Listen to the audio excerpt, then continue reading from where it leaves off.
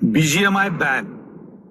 क्या बीजीएमआई फिर से बैन होने वाला है? 15 अप्रैल को क्या बीजीएमआई बैन होगा? बीजीएमआई बैन न्यूज के बारे में वीडियो बनाओ। ऐसे कमेंट से मेरा कमेंट सेक्शन फुल हो चुका है। तो आज ही सुबह मैंने एक वीडियो अपलोड किया है regarding 3.8 updates new mode based on attack on Titan and उसके कमेंट सेक्शन में ये सारे कमेंट्स है। तो वैसे इस टॉपिक पे मैं वीडियो बनाने नहीं वाला था, बट मैंने सोचा यार सब लोग वीडियो बना रहे हैं तो मैं भी वीडियो बना के व्यूज ले लेता हूँ।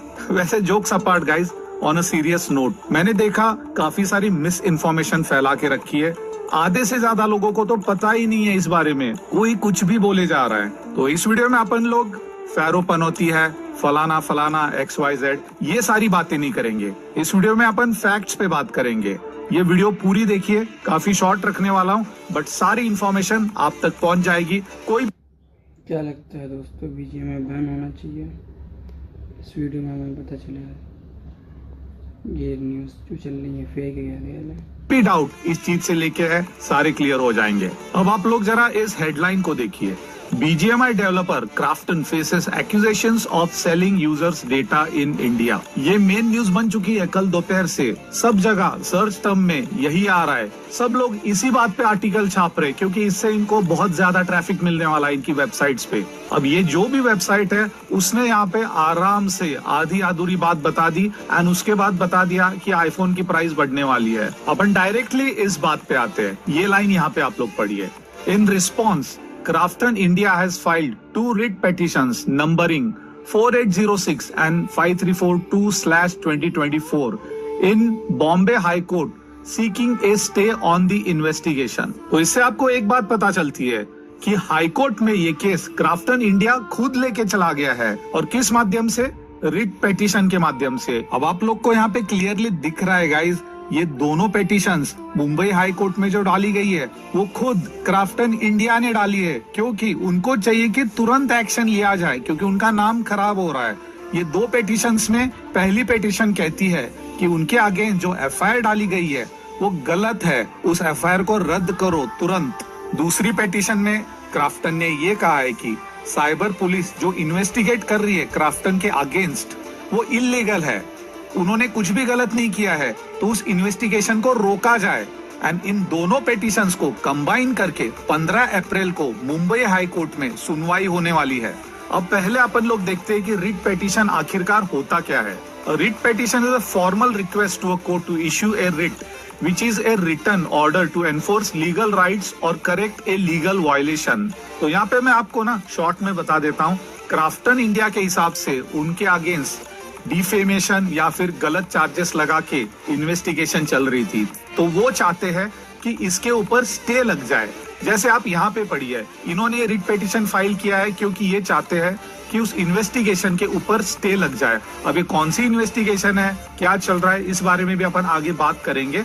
बट यहाँ पे रिट पिटीशन फाइल करने का रीजन ये है कि ये डायरेक्टली हायर कोर्ट में जाती है, जैसे कि हाई कोर्ट या फिर supreme court, asking them to issue a specific type of order called a writ.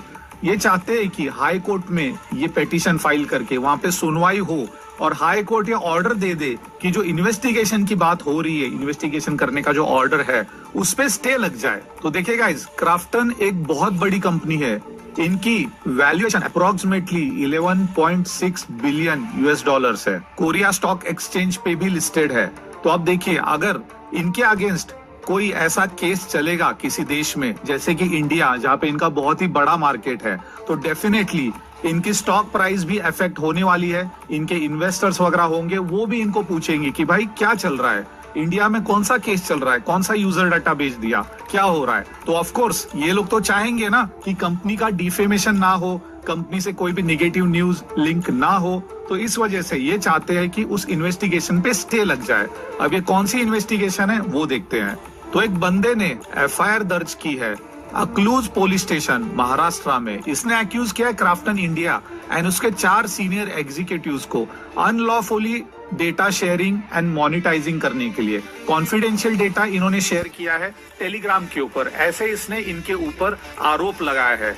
And जो भी यूजर डेटा पॉलिसी इसने साइन की थी 2021 में, वो वायलेट हो गई है, ऐसे ये बंदा कह रहा है। As per the complaint, Krafton India is accused of leaking user data to third parties at a rate of 2000 per subscriber. और ये एफआईआर कब दर्ज की गई है? 5 सितंबर 2024।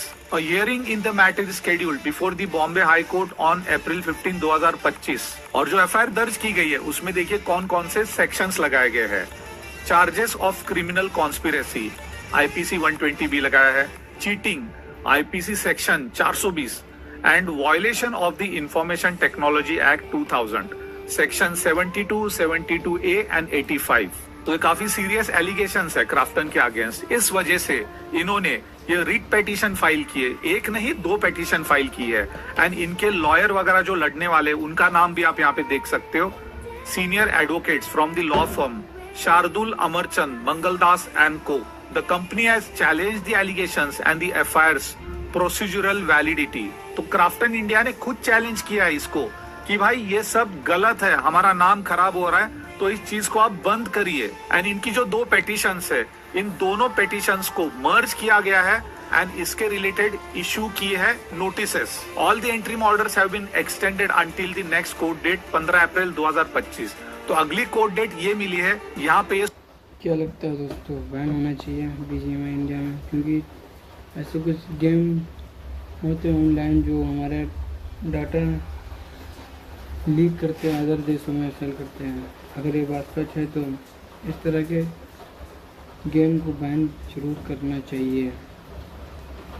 पे ये सुनवाई होने वाली है। क्राफ्टन से एक स्टेटमेंट भी आई है, ये कहते हैं कि at Krafton the protection of personal data is of utmost importance to us. It added, we are committed to upholding the highest standards of data security. As the matter is currently sub judice, we believe it is best to wait for the legal process to conclude. तो ये कह रहे हैं कि legal process अभी पूरी होने दीजिए, उसके बाद हम आपको इसके बारे में बताएंगे। तो अगर मुझे बताइए, ये अगर यूजर डेटा वगैरह सेल कर रहे होते तो खुद थोड़ी ना कोर्ट में जाके पेटिशन फाइल करते कि भाई ये इन्वेस्टिगेशन बंद करो।